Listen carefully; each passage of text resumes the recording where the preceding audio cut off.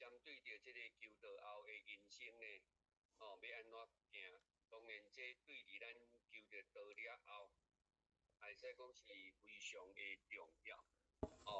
今日有高良讲师呢，伊自备针对了着即个主题的内容，来甲咱自备，做一个开始，互咱对有了伫求道了后，要安怎做？会有一条的明路，佫更加佫较清楚，佫较清楚。那当然，对有了伫即个求道后呢，应该安怎行？那无非就亲像咱摕一张车票，咱着爱上车，爱上车。上车了后呢，内底较大领人有自比讲的，有真济。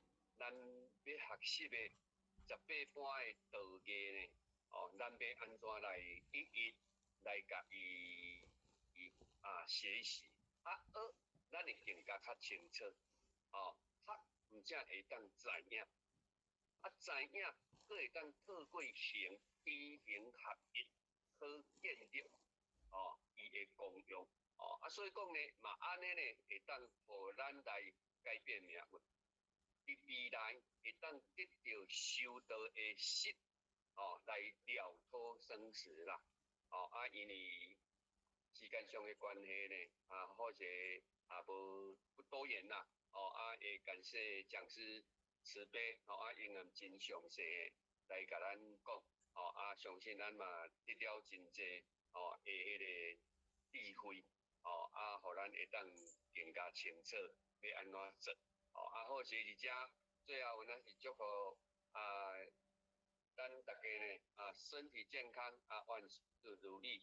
感谢高良讲师，感谢各位浅显大德，感恩。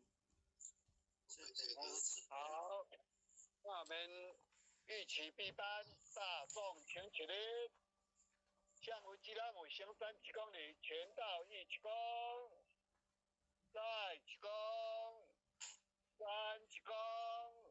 感谢点人师慈悲鞠躬，感谢神明论慈悲鞠躬，感谢讲师慈悲鞠躬，坤道一鞠躬，再鞠躬，三鞠躬。感谢点人师慈悲鞠躬，感谢神明论慈悲鞠躬，感谢讲师慈悲鞠躬。好，大家读经见。